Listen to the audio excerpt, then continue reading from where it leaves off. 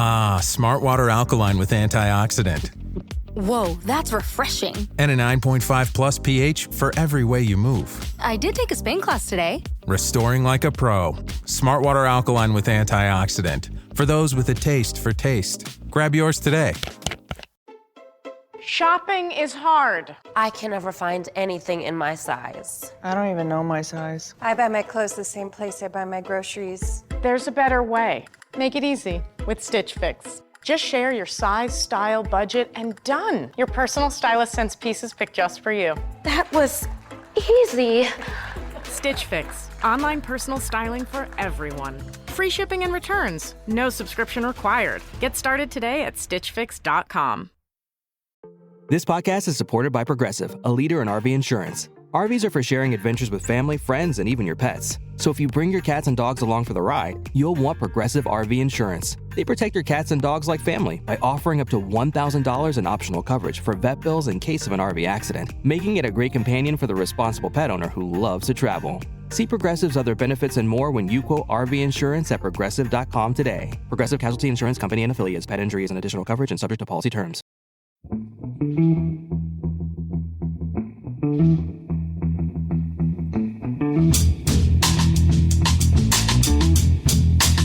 Hello and welcome to The Price of Football, the show that looks at the money behind the beautiful game with me, Kevin Day, and Liverpool University's Kieran Maguire. Kieran, I believe we had the discussion last week about not being childish, did we not? And pulling faces as I start doing the pod. It's very funny, but it's nice to see you. I did an interview today without you, and it just didn't feel right somehow. I felt like I just kept... I mean, you don't sit next to me anyway, but I just kept looking over my left shoulder to see where it goes. It was a very good interview with Mick Buckley, who's the chair of AFC Wimbledon, but he would keep using phrases like "ebit dar," which, of course, without you there, did make me panic. But as my dear old dad used to say, I put my Wurzel Gummidge clever face on, but I don't think he was. I don't think he was fooled for a second. How are you? You've had an unexpected couple of days off, Kieran. What happened? Did the Baroness steal your laptop? She did, actually. Yeah, we've not seen very much of each other. So we went away to Lisbon with a couple of friends of ours, and we had a magnificent time. Anybody that's not been there, fantastic city. Anybody that has been there, fantastic city.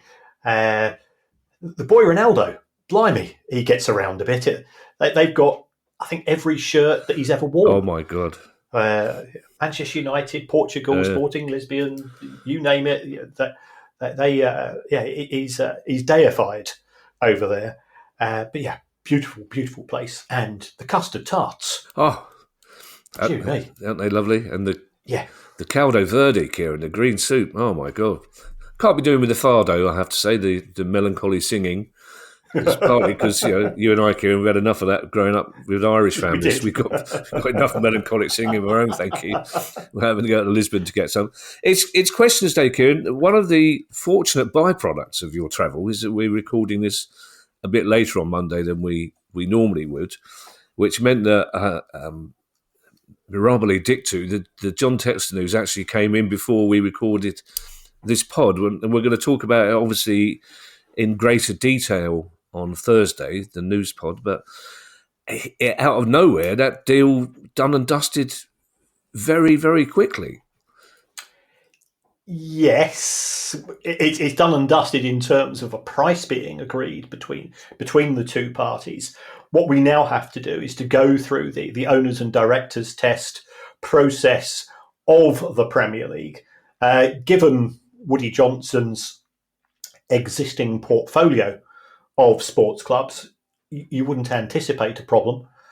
But in terms of crossing I's and dotting T's and so on, or even the other way around, then it's still going to take probably a few months. It seems that John Textor is in a hurry to get out of town. Mm.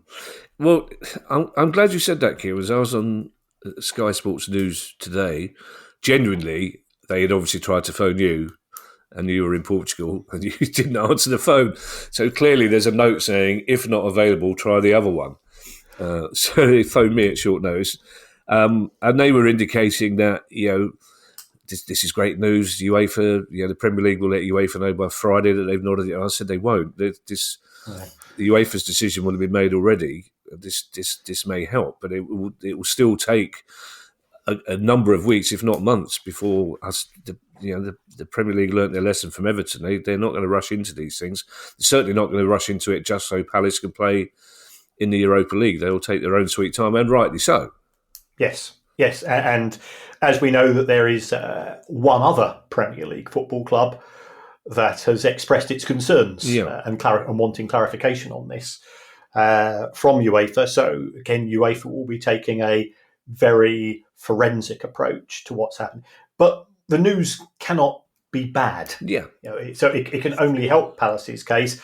There is a case for saying that it's too late, but that's a separate issue. I think if we are looking for evidence of could Textor turn his back again in 12 months and come back and then take over Palace and therefore would have fooled UEFA, I think those people who are putting together that argument, that's been scuppered. So that's got to be a positive. Well, I do have a lot of questions for you on Thursday, Kieran, but there is one question in particular which no one can really answer, and that's whether it was John Textor who persuaded Mr. Johnson to buy his shares, or whether it's Steve Parish who persuaded Mr. Johnson to buy Textor shares to get rid of him, or whether there's a third option, which is Johnson did it on his own. And that's the sound you get when you answer an unexpectedly clever question. I believe that's a £50 Brucey bonus from that noise. What was that noise? It is. I'm not sure where that came from either. It was lovely. It sounded like an elf that entered the room. Yes, I think there was more push than pull, is my understanding of the situation. But the important thing is that the deal is being done, and the rest is just detail. Great. Questions, Kieran? We do have quite a few around academy graduates and amortization today, which are all very different and good to ask. But the first one comes from Simon Heaney.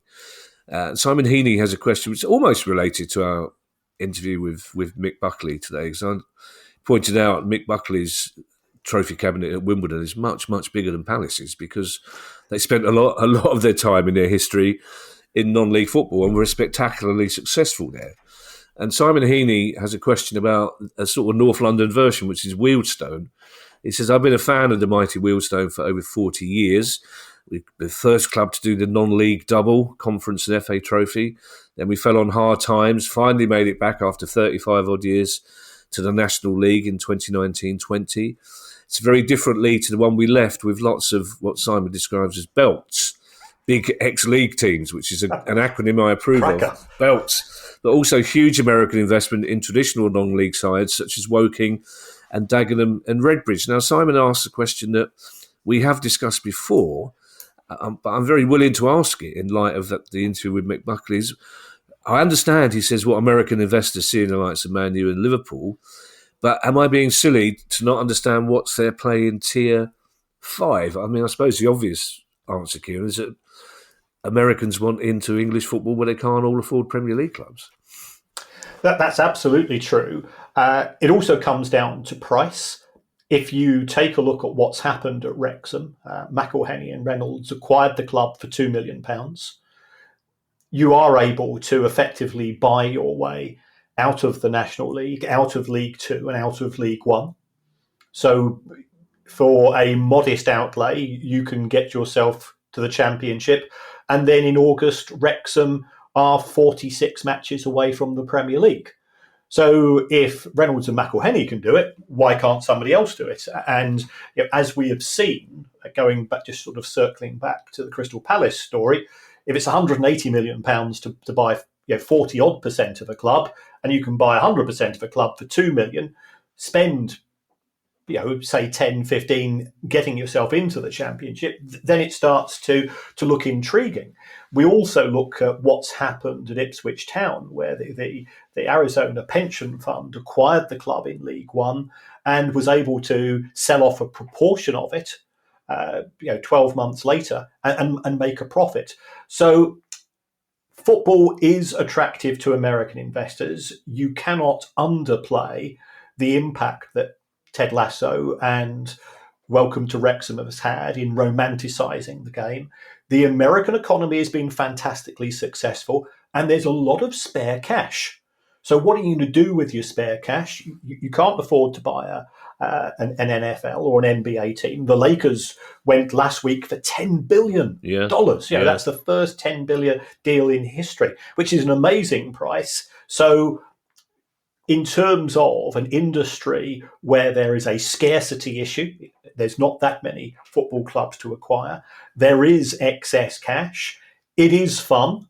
There is the relationship with the old country as well, as far as many American investors are concerned. You can see the attractiveness. And remember, we had somebody come on who was a minority investor, minority American investor a few weeks ago on the show, and he said it's just great, great crack, as much as anything else. Coming across the unique nature of non-league football for anybody that's not been, it's brilliant.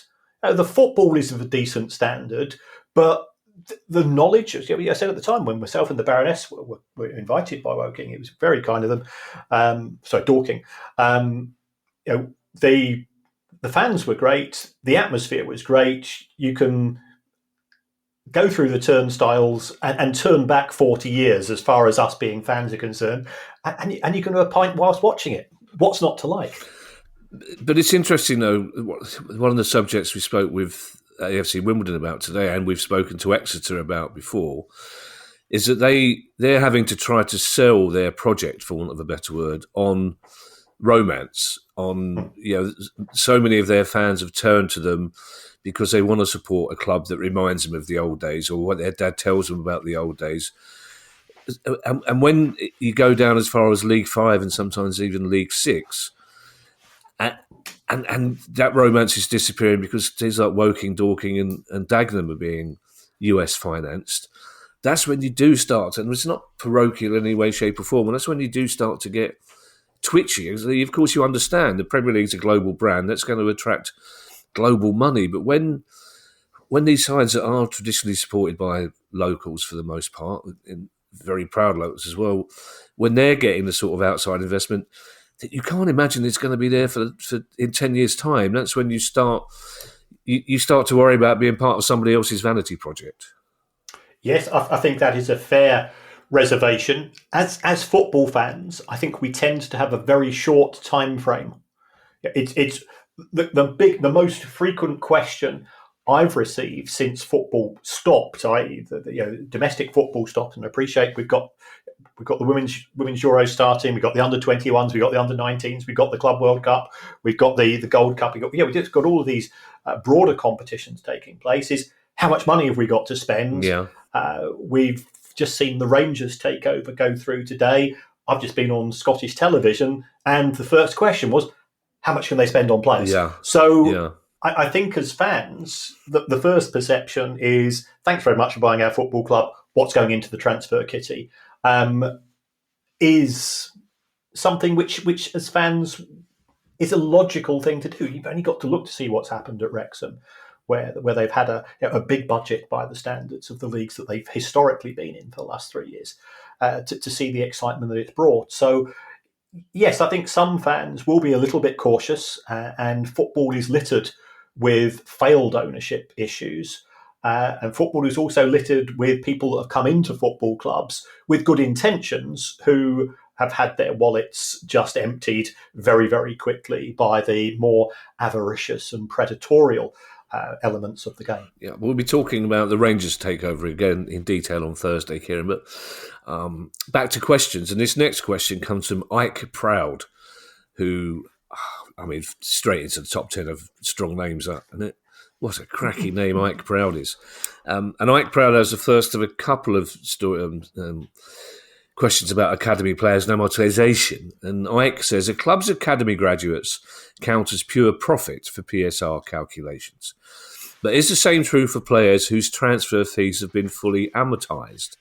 For example, my, and in brackets, admittedly vague understanding, says Ike, welcome to my world, is that Chelsea signed players like Mudryk and Enzo Fernandez to 8-year contracts before being told they could only amortise the transfer fees over 5 years. If the club were to sell one or both of those players after fully amortising the fee, would the money from that sale count as pure profit in the same way as selling an academy graduate? This is a corking question, Ike. The answer is it depends. and the reason why I say that is that there will actually have to be two profit calculations.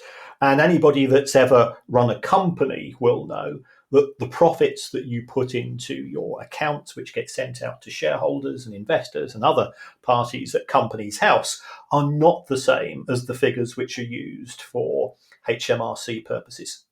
So for HMRC purposes, if you sign a player on an 8-year contract, then that is amortized over 8 years. So if that player was sold after 5 to 6 years, there would still be the difference between the sale proceeds and the book value, which could be a profit, could be a loss.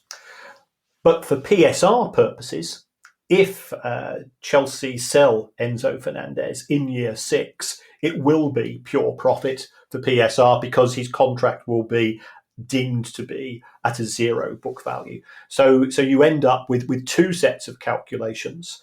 There will be gnashing of teeth within the finance department because it's adding on to the bureaucracy of the game. And whilst I'm not Chelsea's biggest fan, I've always said that they've done absolutely nothing wrong, and the response of both the Premier League and the UEFA decision makers to Chelsea utilising this approach, in my year, shows a fundamental understanding of risk within business. Chelsea want to be risk takers; let them go ahead with it.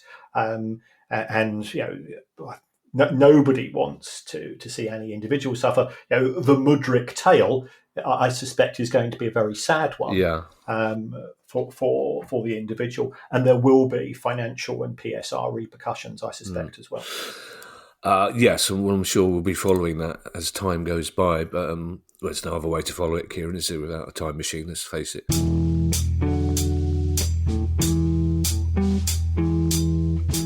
If you've shopped online, chances are you've bought from a business powered by Shopify. You know that purple Shop Pay button you see at checkout? The one that makes buying so incredibly easy? That's Shopify. And there's a reason so many businesses sell with it, because Shopify makes it incredibly easy to start and run your business. Shopify is the commerce platform behind 10% of all e-commerce in the US. Sign up for your $1 per month trial and start selling today at shopify.com/promo. Go to shopify.com/promo. Choice Hotels gets you more for your money so you can maximize any road trip. Like with the road trippers we see here in their natural habitat, the breakfast area at a Comfort Inn.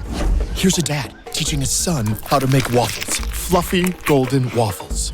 There's a mom making sure her daughter eats some fruit to avoid the "I'm hungry" from the back seat. And a sibling standoff over the last muffin. This is the cycle of vacation maximizationing in all its glory. Check into more. Book direct at choicehotels.com.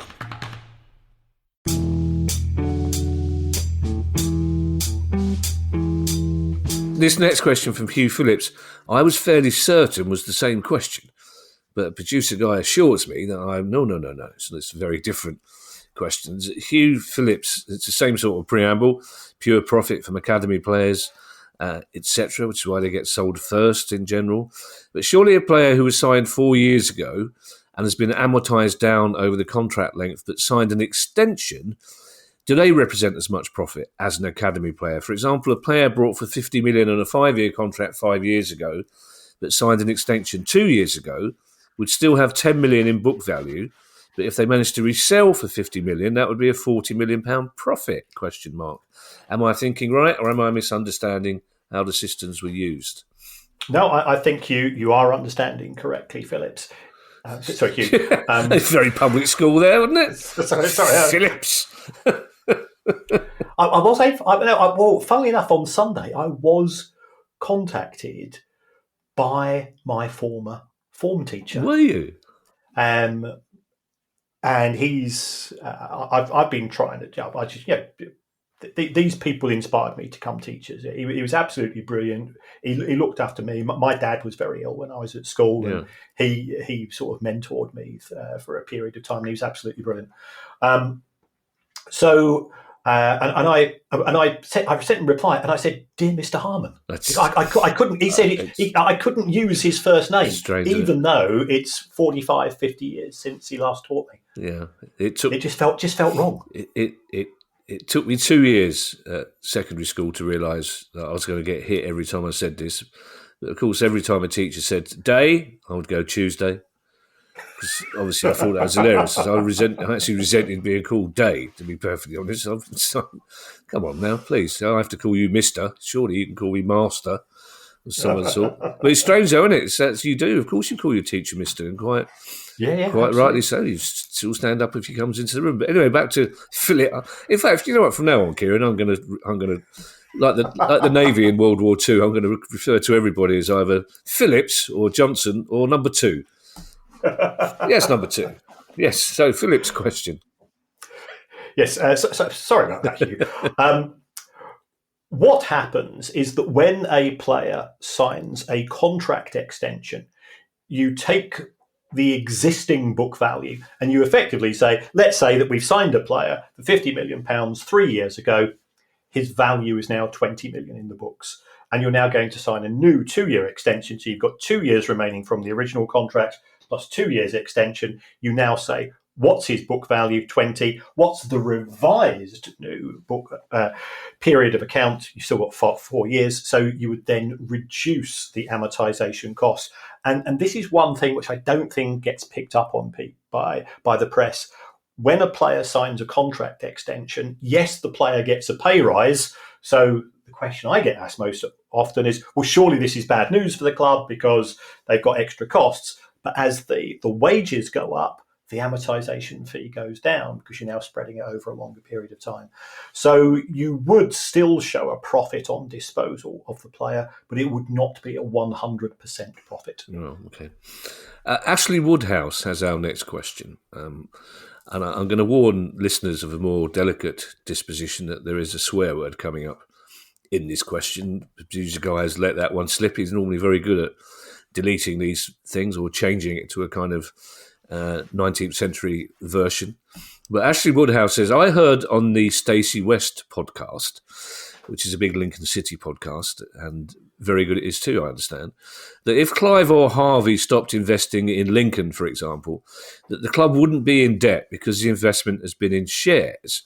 But they then went on to say that if the Wrexham owners got bored and left, they would be fucked because it's a loan with interest. So I wonder just how bad a situation would Wrexham be if Ryan and Rob left. Nothing against Wrexham, says Ashley. I've loved the story. But there has been... It's that time of year for idle speculation in the press, Kieran, but there has been talk this week that Ryan and Rob may be thinking this is a time to cash in and move on. So what would the situation be if they were to do so? Yeah, I think Wrexham is a unique case. In the sense, and this is not me being negative towards what's happened at Wrexham. I was there on Fans United Day many, many years ago. The fans are absolutely brilliant. And I know that the investment by Reynolds and McElhenney has had a huge positive impact on the town.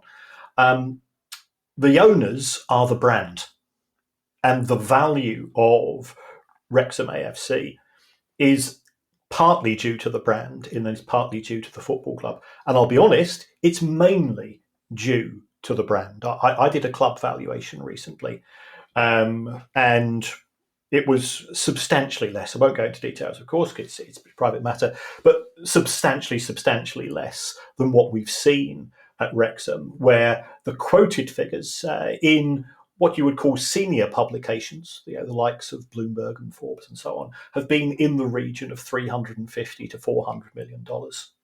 So if the two owners decided to leave the football club, the club would be in a very parlous position in the sense that the revenue that it's generating, and last year in 23-24, Wrexham generated nearly £27 million of revenue. Not only is that the highest in history in League Two, it is 3 times the highest of any form of any other club in the history of League Two. So it's an amazing achievement, and it has been driven by international interest as far as the club is concerned. And that international interest, you've got some fans who have become involved because of the documentary and have stuck, and you've got others who are watching it because it is great theatre. Yeah. And that is what they are selling. So if the 2 owners decided to leave full stop, I think there would be a negative impact upon A, the value of the club, and B, the income streams. And yes, there is interest being charged on those loans as well. I don't see that happening because it would be a spectacularly dumb decision by the owners, and they're not spectacularly dumb people. They've seen the impact that they've had. They might be putting around these valuations because they want to sell 10, 15, 20% of Wrexham. And if you sell 20% and it's valued at $350 million, they get still 80% ownership of the club. Somebody else gets 20% and they pay $70 million. Reynolds and McElhenney make a huge profit because they've 20% of 2 million is 0.4. So I don't see that scenario, Ashley, actually manifesting itself, because if they were to sell up full stop, nobody would pay 350 million. It's worth 350 million with Reynolds and McElhenney on board. And if I was advising the buy side of a deal, it would be something along the lines of, you've got to stick around, like any takeover of a service company. And I've been involved in some service companies. Quite often, the owners of the brand, if they want to cash in, that's fine. But what would happen is that the new owners would say, you've got to have a continuation of employment or a continuation of promotion policy or a scenario for the next 5 or 10 years.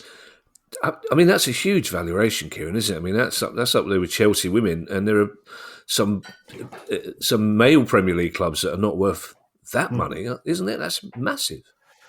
It is, and why is it that value? It's because of the globalization of Wrexham. Right. I'm someone that's fortunate enough to do an awful lot of travelling. And I see Wrexham shirts in the United States when I'm teaching in New York or Boston or wherever it might be.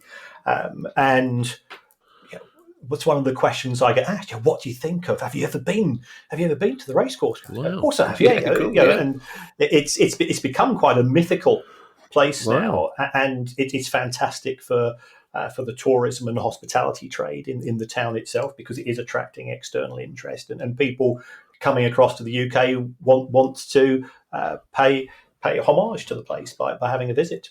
Well, and it's in a beautiful area as well, isn't it? So it's good for North Wales as well. Our next question, Kieran, is a very interesting one, because on a separate subject, I've been doing some research into this. Lee Williams asked this question. Setting aside any issues regarding player welfare, what does Kieran think the extra revenue might be if football increases the half-time break by 5 minutes to clubs for more sales of food and drink and the broadcasters in terms of selling ad space? Now, like I say, I've been researching half-time. No one really knows why we've got half-time. The most likely reason we have half-time is back in the 1860s, most teams played by different rules. So you'd play Team A's rules first half and Team B's second rules. And then for quite some time, you didn't have a break until someone scored. So if it was 0-0 after 3 hours, you were stuffed. And also, I think it was 1995 that half-time went from 10 minutes to 15 minutes. And Sky still say it had nothing to do with them. They're still claiming it has nothing to do. It was all to do, say Sky, with modern advances in sports science, needing more time to work on players, and also so many Premier League clubs saying they didn't have time to sell to corporate clients a glass of wine at half time with only 10 minutes. So it's interesting that Sky is saying nothing to do with us, Gov, because everyone says obviously it's the broadcasters who wanted a longer half time in the first place. So I'm interested to see what you think about Lee's question. Yeah, I think this is a very valid question, and I think you or I are senior enough to remember when it went from 5 to 10 minutes, and that was considered to be quite controversial. This is an issue which is in the domain of owners, especially of owners who see football as an alternative franchise sport, an alternative form of entertainment. And if we take a look at the small print of the proposed European Super League, it wasn't just going, Lee, to have three. It wasn't going from 15 to 20 minutes at half time. It was to have 3 15-minute breaks. So you would play, the actual details were never quite worked out because 22 and a half minutes does seem a bit naff. Yeah. But there's also been talk amongst the legislators of football to change it into a 60-minute game in terms of 60 minutes of football activity. Because at present, we're varying from between about 53 to 58 because the ball goes out of play, because goalkeepers. I used to be a goalkeeper. I've gone off goalkeepers in the last few years because the first thing that they do when they catch the ball is then they theatrically plop. They fall flat on their face and we're taking a goal kick and fanning around. It doesn't half do my head in. And I believe actually that FIFA are now introducing a rule that if you take more than 8 seconds to actually physically take a goal kick from next season, you will be penalised, which is great. It's happening in the Club World Cup. Yes. It's already, you get a corner given against you. But sadly, the original idea was that the referee had to indicate it by doing a big countdown clock movement with his left hand. But now just holds his hand up and counts 8 seconds down. So, wow, yeah, cool. So yes, broadcasters, advertisers, hospitality package sellers, they are all in favour of less football and more breaks. Well, not less football, but more breaks with the same amount of football. It's going to come at some point. And are you going to be consulted on this, Lee? I suspect not. Are fans who are travelling from Newcastle to Bournemouth for a 5:30 p.m. kickoff on a Saturday, are they going to be consulted, or vice versa? I suspect they're not going to be consulted either. It's going to be sold as part of the progress, and there will be lip service paid to, we're concerned about player welfare. It's not. It's all driven. It's all like everything these days. It's all driven by the Benjamins. Yeah. See, the Benjamins? Who are the Benjamins? Yeah. The dollar bill. I see. Sorry, I was overanalyzing you there. Are you thinking I was going to South London there, didn't you? No, I was thinking Benjamin. Well, I know I was thinking more Benjamin Button. I was going button counters, bean counter. You say that about goalkeepers, Kieran, and in general, I agree with you. But with 45 seconds to go in an FA Cup final, it's already had 9 minutes of if Dean Henderson had done anything other than lie down on the floor for a quick kip, we would have been furious with him. See, my worry is, Kieran, I agree with you, it is coming. It's one of those lines in the sand that so many fans will say, well, that's it, that's me done. And then they'll go, I really miss it, so I'll put up with it. But I don't think it will just be paying lip service to player welfare. I think they will blame the players. I think they will say to players, all right, you're quite right, you're playing too much football, so I'll tell you what, have a half-hour break instead of 15 minutes, which in terms of sports science probably isn't good for the players anyway. They will find any other reason to do it other than saying, we just want more money. Simple as that. Yeah. Wrexham being mentioned again in this question, it's our penultimate question, comes from Richard Cook. Richard says, how much money is the National League streaming service making for the league and each club? And has it been less successful since Wrexham got promoted? We did mention this in passing, Kieran, that DAZN were furiously criticised by a lot of our listeners who support National League clubs for ramping up the prices for the last 5 games of the season and the playoffs, because that's when the real jeopardy came in. That's right. I think the price was increased from $9.99 to $14.99, which seems unreasonable, mainly because it is unreasonable. It is exploitation. Nobody knows the true numbers. It has to be said. National League support is significant. Are people willing to pay £15 for what has to be said is a just about okay level of recording? in terms of the visuals. It's, for anybody that thinks it's going to be of a standard similar to that of the Premier League, that's not the case. I think we're probably talking double figures. Perhaps you might get the odd treble figure if it's a big match, but nothing more than that. So the clubs are not making, by the time you strip out VAT, by the time you strip out an amount for DAZN themselves, actually you don't make a lot of money. And the TV deal, as far as the National League is concerned, isn't great. The Football Supporters Association, they had their AGM this week, and they've come out in support, by the way, of 3 up, 3 down between the National League and the EFL. I think there is close to zero, or if not below zero, chance of EFL clubs voting for it, though.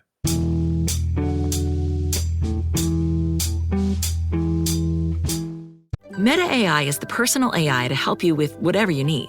Plus, it meets you where you are.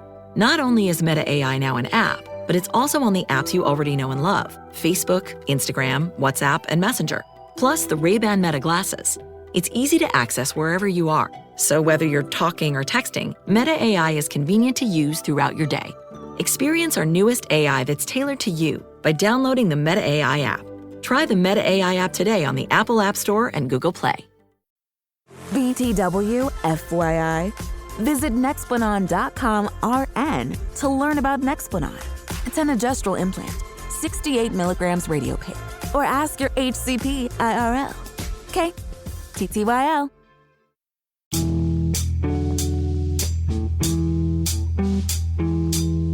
This last question, Kieran, is a very interesting one. We're going to be doing a couple of our traditional summer special records.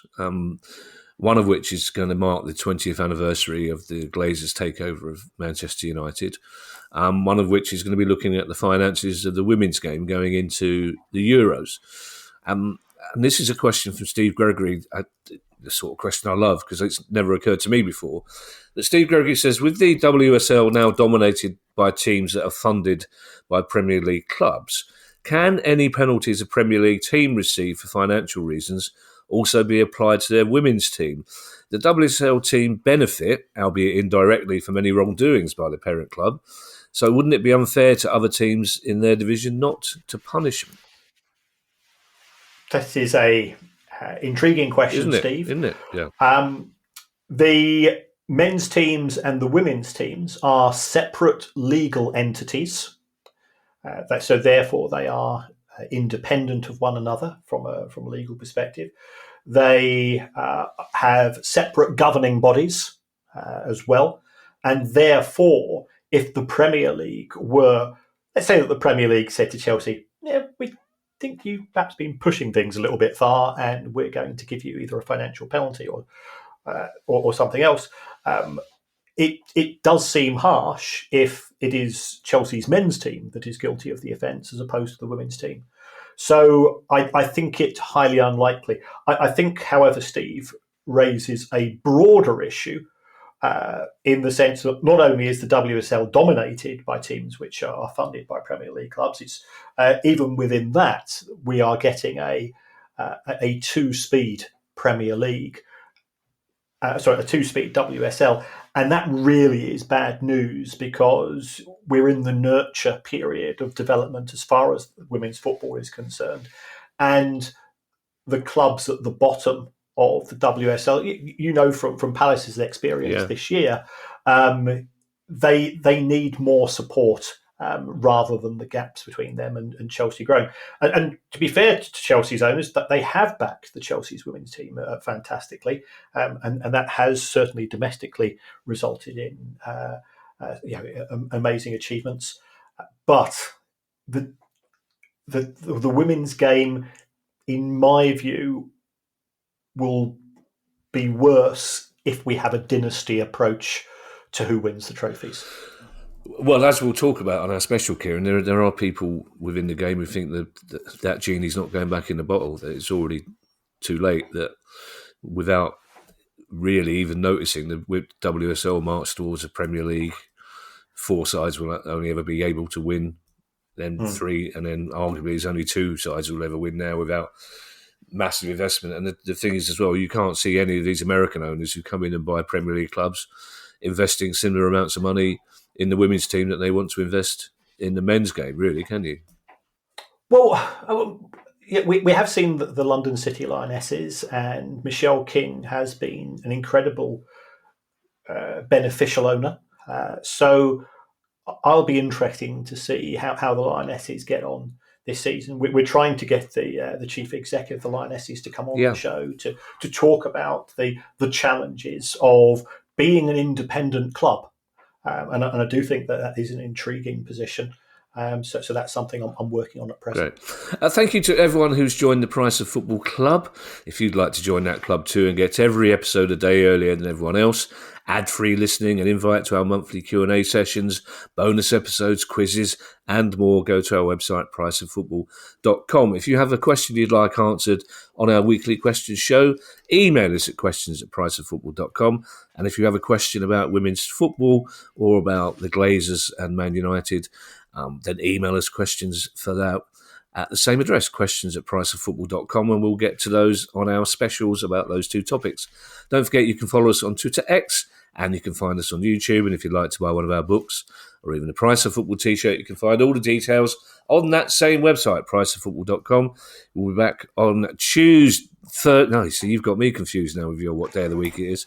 We'll be back on Thursday with our news, but we're recording it. Oh, never mind. It's all this business about club members can get it any time they want, even before it's recorded. That's what's throwing me. We'll be back on Thursday with our news thing, with much more news on that Palace story and the Rangers story and many others. In the meantime, I shall hand you over to Mr. Kieran Maguire for his customary farewell. Well, as always, thanks for everybody for getting in contact, for club members, for the way that they support the show. Some people are perfectly okay with ads. If you want to get rid of the ads, that's one way of achieving. At the same time, as somebody who is a huge consumer of podcasts, I'm fully aware that there's lots of other people offering a broadly similar service, but without the smile that we give. If you just want to support the show in another way, there is a way of doing that, and that's to give us a review. It doesn't matter what you say. Download your app, update your app, just scribble a few words, and it helps us in the charts, helps us with algorithms. As we have been talking about time-related issues today, you could even say you would rather have the show presented by John Pertwee and Tom Baker. And I think that could be an absolute perler of a show. Oh, that'd be a cracker, wouldn't it? Do you know what? Ed would listen to that one as well. He has views on Doctor Who's. There's Oh, really? Yeah. Oh, God, yeah. Tom Baker's volatile. Yes. Volatile. He's a very good friend of mine. He's a very good impressionist. Was called in once. They'd asked Tom Baker to record an advert, for a radio advert, for I think it was Wix or B&Q, in which he insisted on pronouncing the word tarpaulin as tarpaulin. And he refused to say it in any other way. So they got my friend in, who's an impressionist, just to say the word tarpaulin in Tom Baker's voice, so they could drop it in, which is a lovely, charming little story, until you learn that the impressionist was probably paid about 1,500 quid just for recording one particular word. Oh, what's that all for? 1,500 quid, or you just checked your news feed? No, I was just checking. No, I'm pretty certain Tom Baker lived around the corner from me, and in fact, he does. Oh, he does, really? Yeah. Well, he still does, or yeah. Sussex boy. No, well, don't. He's moved from Tunbridge Wells. He's become a Sussex boy, which is great. Don't let him get his scarf caught in your. Was he the scarf? Oh no, Colin Baker had a scarf as well, didn't he? Well, Peter Davidson. Peter Davidson's from Streatham. He's from just down the road from me. Who is he? Yeah. So we could carry on this Where Did Doctor Who's Live all night, Kieran. I think we could be saying goodbye to a BAFTA. They're not still listening. No, true. Bye, everybody. Bye. The Price of Football.